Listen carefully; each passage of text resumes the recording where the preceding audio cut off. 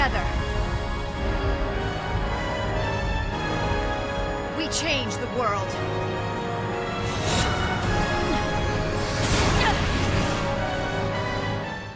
Hello everyone, it's your boy Theo here with a Should You Pull tier list for the month of May.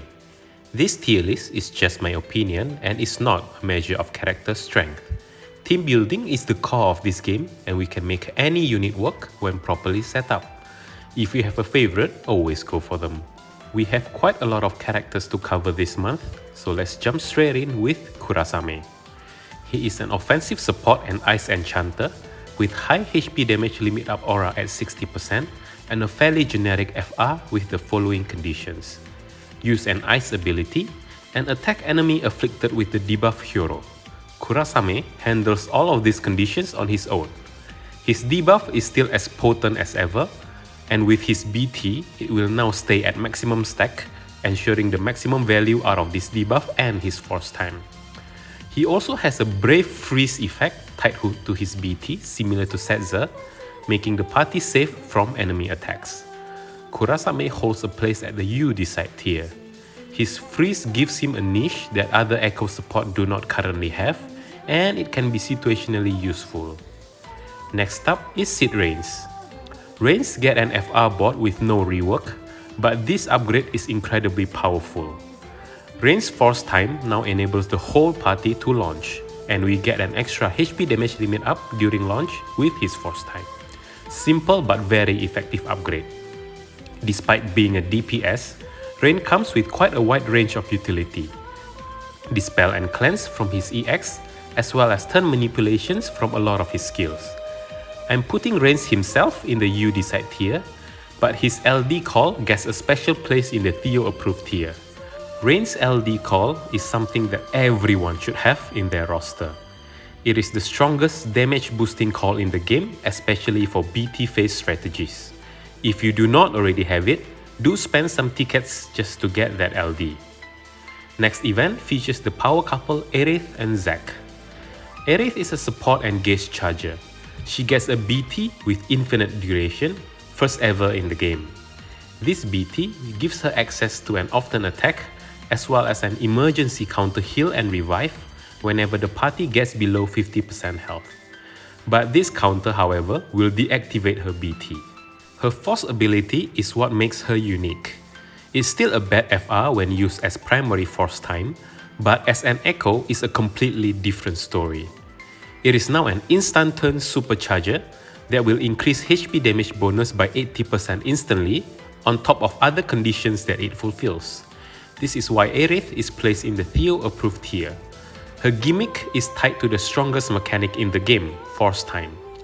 Having Aerith in your team means faster force time activation and faster HP damage bonus ramp up by double tapping her FR echo. Unfortunately, I'll have to put her boyfriend Zack into safe skip. Zack is an offensive tank with decent damage. His BT provides him with immortality and it draws HP damage from the party onto himself.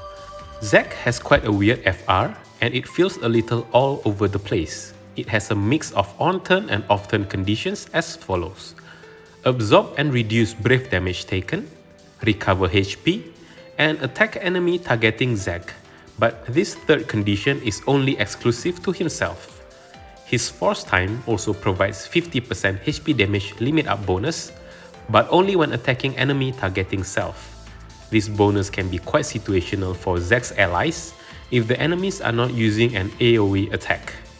This FR can be decent for Zack's own BT phase, but his damage pales compared to other true DPS in the game. His flavor of tanking is also inferior to counter-tankers like Rubicante.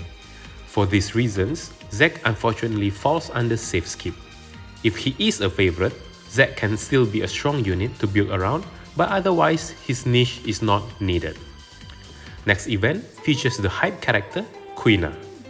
Quina comes with a generic FR, but its requirement is tied to Quina's Court Frog and this stack can take quite a while to build up to maximum, so it might be better to keep their FR as Echo instead. Quina also have an off-turn trap from their LD, making them a versatile unit in many team comps. But the most unique gimmick is tied to their BT. Quina's BT allows the party to deal maximum HP damage according to their HP damage limit, bypassing any restrictions and reductions. Even with 0 Brave, the team will do maximum HP damage as long as the BT effect is active. But this BT is really short at 5 turns only, so it should only be activated when force time is about to come up. Because of this BT effect, Quina soars into the Theo approved tier. This BT is extremely powerful, but at the same time, do not feel pressured into thinking you must pull for Quina, especially if you do not have the budget. With a wide roster and good team building, doing maximum HP damage is already realistic. What Quina can offer that other supports cannot is the ability to ignore gimmicky enemy force time that has effects like 900% Brave or HP damage reduction. Quina's BT will just bypass all of those. Next event is Paine. She is a support with wide role coverage and quite a complex kit. She's one of those rare characters that can do different things depending on her placement in the party. She comes with a fairly generic 80% FR with the following conditions. Attack enemy inflicted with status break, this is Paine's own debuff. Party has a level or stack based buff or overhead. And the total party buff and enemy debuff count is at least 10. Her BT is where the fun begins. Her BT has varying effect depending on the number of allies to her left or right. Allies to her left will inflict silence on the enemies whenever they attack, and each ally on her left will also strengthen Paine's HP poison effect. At maximum strength, Paine's HP poison is even stronger than Dark Knight Cecil's, but this requires Paine to be placed on the far right. Allies to her right will gain Quick Prayer type of buff, allowing them to have 2 consecutive turns every time while the BT is active. Paine goes into the You Decide tier. She's a fun experimental character that I would recommend for players with excess resources, but newer players might want to stay away if you are not comfortable with this level of complexity and team building. Then we have 6 Warriors Quest Area 4, featuring Balthier and the twins. Balthier's rework and BT increases his damage substantially, making him a top tier damage dealer. This BT also allows Balthier to apply a very potent debuff similar to Raijin's LD debuff, reducing enemy Brave and HP damage to 0. Buff Steal and Party Cleanse is his gimmick, and this can be situationally useful depending on the fight, and his FR also builds on this theme, situationally strong when the enemies constantly buff themselves. Balthier goes into the You Decide tier. If he's a favorite, then Balthier is going to serve you well. Despite his situational niche, he will always pump out consistently high damage after this rework. The same, however, can't be said about the twins. Much like their previous iteration, Lan and Rain works best when there are 3 enemies, but this type of fights tends to be the exception. In a single target fight, the twins are straight up trash, and in a 2-target fight, the output is lower than the average damage dealer, and this is after taking into account their BT and FR effects. Lan and Rain do have a very strong FR with very easy conditions, deal HP damage to multiple enemies, and use an ability with at least 2 elements for maximum bonus. Their force time come with a bonus enchant with 5 elements, as well as the coveted 50% HP damage and HP damage limit up. It's a very strong generic FR with powerful bonuses. With this rework, Lan and Rain become somewhat of an offensive support. Use their FR as the primary force time and watch their teammates pump up amazing damage. If you have limited resources, then they are a safe skip, but players with tons of extra resources, Lan and Rain is a solid 3rd slot unit that can round up your rushdown plans. Next event is Core's Lost Chapter, featuring reworks for Core and Noctis. Outside of his BT, Core doesn't get much of a rework at all. With his BT, he can now link to both of his allies, enabling his preemptive attacks on everyone's turns, both offensively and defensively. His on-turn damage is still bad, but is more than made up by his double off-turn damage. Core needs 4 turns to fully set up, so he can be quite awkward to play for BT phase-oriented rushdown setup. Overall, Core holds a place in the You Decide tier, he is still one of the most flexible off-turn damage dealer that can fit into all types of teams. Can't go wrong with Core the Immortal. Next is His Majesty Noctis. He gets an updated BT, now with a stronger follow-up, and his FR has fairly generic conditions, which seems to be the theme of the month. Previous turn was an ally turn, and party has a stack or level based buff or overhead for a total of 80% HP damage bonus up per turn.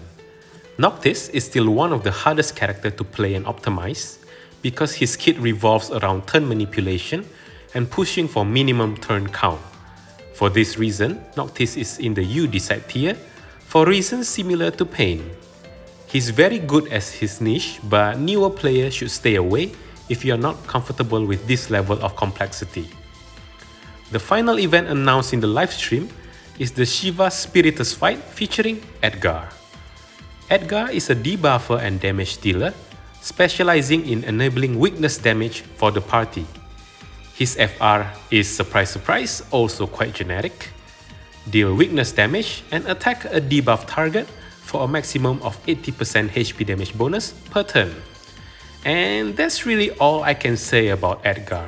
His kit is incredibly average and his weakness damage niche is not useful at all. But the most important thing about Edgar is the Shiva fight he is tied to. Shiva Spiritus is one of the hardest fight of the era, and it specifically asks for 3 types of weapon type weakness to be active. There is melee weak, range weak, and magic weak. Outside of Edgar, the sources of these imperils are as follows. For melee, we have Oren, also okay as LD call, and Gilgamesh, but his imperil is RNG based, so he can be ignored. For range, we have Fran and Irvine, both are okay as calls, and for magic, we have Hope, also okay as LD call, and Terra exclusively from her FR ability. To beat the fight, you must have one of each. If you are missing one, then Edgar's kit become a must pull, at least until his LD. Edgar's LD will apply a debuff that can adapt whenever they take damage and make it weakness. This gimmick is mandatory for beating Shiva Spiritus, hence the placement of You Decide. If you have the calls, skip Edgar, and if you don't have it, pull for his LD. Now for my pull plans of the month. This is a jam-packed month, and I'm boarding the hype train like a lot of other people, and I'll be pulling for both Aerith and Quina. I might go for Kurasame's BT too, because that freeze effect feels unique enough for my roster. And I'm also quite excited for Paine. BT like hers can open up many combo possibilities, and I can't wait to try her out. Core and Noctis are also on my radar, but that will depend on how my earlier pulls go. I have Rain's full kit ready to go, and he'll just take some enhancement points. As for the Shiva fight, I have all the necessary calls, so I'll be skipping Edgar, but I might just pull for his LD to make a video showcase for his ticket mission. And that's it for the tier list. What is your pull plans for this batch? Let me know in the comments. If there's anything you disagree with, let me know as well. Thank you for watching, good luck with your pulls, and I'll see you in the next one. Bye bye!